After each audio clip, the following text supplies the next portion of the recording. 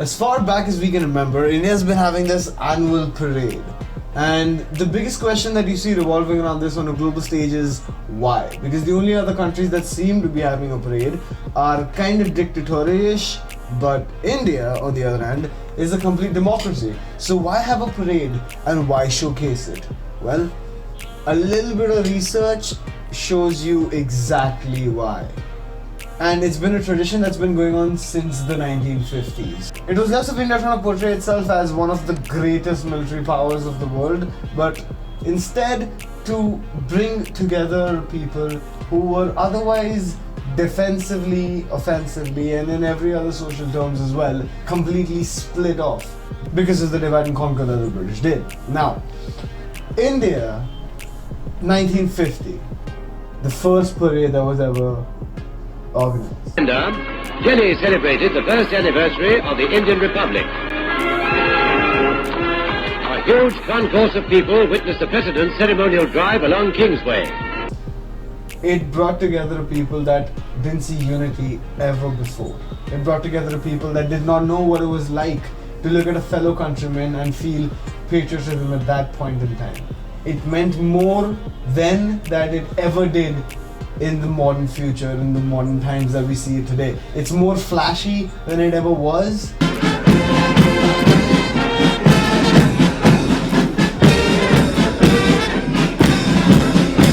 But that's just how future works. That's just how evolution works. Everything has its pace of evolving, and that's just what's happening over the years. But to keep it straight, it's not because the country has to portray itself as something that it's not. It's because it brings together someone who's sitting on opposite ends of India under the same ideology for a brief second. But even if it does, it just incites a level of patriotism that you'd never otherwise see. It does wonders for the recruitment of the defense forces. It does wonders for recruitment of government officials, but it's not just about trying to boast about government, trying to increase the amount of people who are joining in. Rather, it's more like, how can we get the people of the nation to look at the country in the best way that they can? To give the best impression of the country, not to the rest of the world, but to the people of the country itself. To show that this is what you have, this is where you are born, this is your motherland, this is what you stand for. And in my world, I mean, it's as simple as it gets. It is the best thing that you can do to incite unity, to incite patriotism, to incite a group mentality, rather than having individualism in a nation that is clearly in need of more people going out of their way to help one another. Well, we've got more than 1.2 billion people in the country. We have to have something that puts it all together. It would be a hell house if it wasn't, which is definitely not the case with this nation.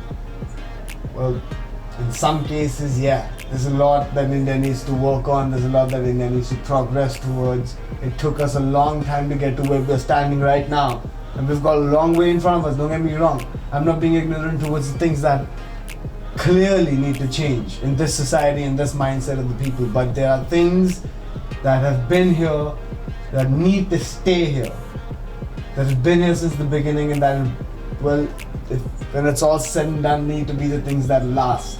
They need to be the things that, if everything else fails, we know we have to hold and to call our own. And in terms of something like that, my personal belief, it's something that is amazing. Those are my 2 cents. Peace.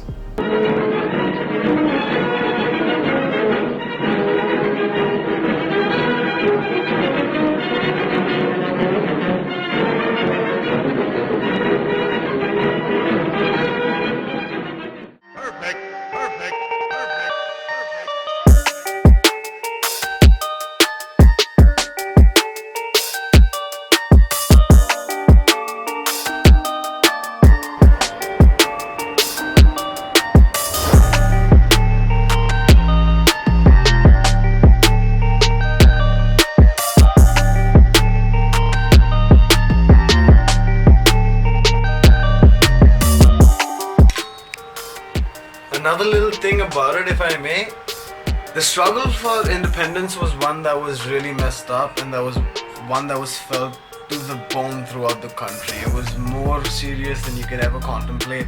And once you accomplish something like that, celebrating unity was the best thing that could unite the people of the nation, and it was something that was much needed back in the day. And well, to be honest, those men in uniform, men and women in uniform, in perfect sync, in perfect harmony, they look kind of badass doing it. So the real question at the end of it all becomes, why not? For peace all over the world, whether in the East or in the West. My visit to Western countries has convinced me of this. I would appeal to the great nations of the West, who are the repositories of that magnificent culture which we have admired, and whose astonishing scientific and technical achievements have opened out a new era for mankind to cross this door of opportunity in search of peace. To the nations of Asia, I can speak perhaps in an even more intimate language and express the fervent hope that they will stand by the methods of peace, whatever happens.